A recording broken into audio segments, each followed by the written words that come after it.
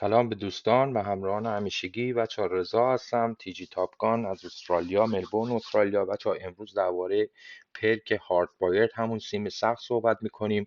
این پرک بچه ها جلو کانتر یو ای وی دشمن، ای ام پی و ترپ ماین اینا رو میگیره، جلو اینا رو میگیره وقتی این پرک رو استفاده میکنید. و وقتی که دشمن از پرک ترک استفاده میکنه، وقتی که شما پرک هارد وایر رو استفاده میکنید، ترک شما رو واسه دشمن نشون نمیده. این پرک به نظر من واسه SMG پرک بدی نیست، شما میتونید استفاده بکنید. بچه ها من یک گیم پلی از CBR4، همونجور که میدونید CBR4 باف شده تو این سیزن و اتچمنتشو آخره بچه ها بازی واسه تون گذاشتم. اتچمنت خوبیه، میتونین ازش استفاده بکنین. به نظر من اتچمنت خیلی خوبیه، سریع میزنه، موبیلیتیش خیلی بالاست و میتونین از این اتچمنت اگه دوست داشتین بچه ها استفاده بکنین. بچه ها یه درخواستی که ازتون دارم، خواهش میکنم بچه ها ساب بکنین، به دوستاتون معرفی بکنین تا چنل یوتیوب هم بچه ها بیاد بالا. من الان حدود شاید 13 ساله که بچه ها چنل یوتیوب دارم، ولی فعال نبودم بچه ها، چون که من جدیدم فعال شدم. قبلا حدود 6 ماه داخل 6 ماه که نه، چند ماه داخل آپارات استریم میذاشتم، ولی اونجا آپارات منو بلوک کرده دیگه، خودتون میدونید.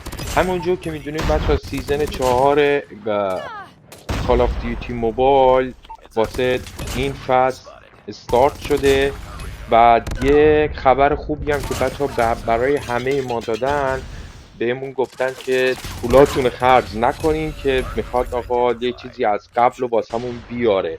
احتمال زیاد چون که گردونی جدید LMG، یه گان LMG جدید به کال آف دیوتی موبایل بچه ها اضافه شده و سکینش ویچ واردنه. احتمال داره که ویچ واردن قدیمیه رو بچه ها کریت بود و اونو دوباره بیاره. هر کسی که بچه ها نداره دوباره میتونه اونو بزنه و خدا کنم شانس همه خوب باشه و بگیرنش. هر کسی هم که بچه ها دارتش که دیگه خوش به حالش دیگه. من حدود شاید 20 بار 25 بار 30 بار دادمش ولی به من ندادتش، ولی این سری که اگه اومد کلا میزنمش دیگه، میزنم که بگیرمش. بچه ها این اتچمنت CBR خیلی اتچمنت خوبیه، من خودم ازش استفاده میکنم. شما میتونین رنگتون رو سریع ببرین بالا، از این اتچمنت استفاده بکنین. اگه بچه ها دیدین اتچمنت خوبیه یه کامنت بچه ها واسم بذارید، کامنت انگلیسی بذارید بچه ها، لایک بکنین، به دوستاتون معرفی بکنین. من خیلی دوست دارم که بچه ها چنلم سریع آقا رشد بکنه با بچه های ایرانی، سریع هممون بچه ها بریم بالا که من بتونم حداقل آقا شروع کنم فوره کشی بکنم، به بچه ها CP بدم که اگه بشه شروع کنم آقا فوره کشی رو استارت بزنم. اگه هم از یوتیوب درآمد آقا به دست بیارم که چه بهتر دیگه. بچه ها من دوستتون دارم بچه ها، این گیم پلی بود که واسهتون گذاشتم. CBR رو اگه دوست داشتین بچه ها امتحان بکنین. اتچمنتش هم آخر همین بازی گذاشتم. این اتچمنت دوستتون دارم. بوس، خداحافظ بچه ها.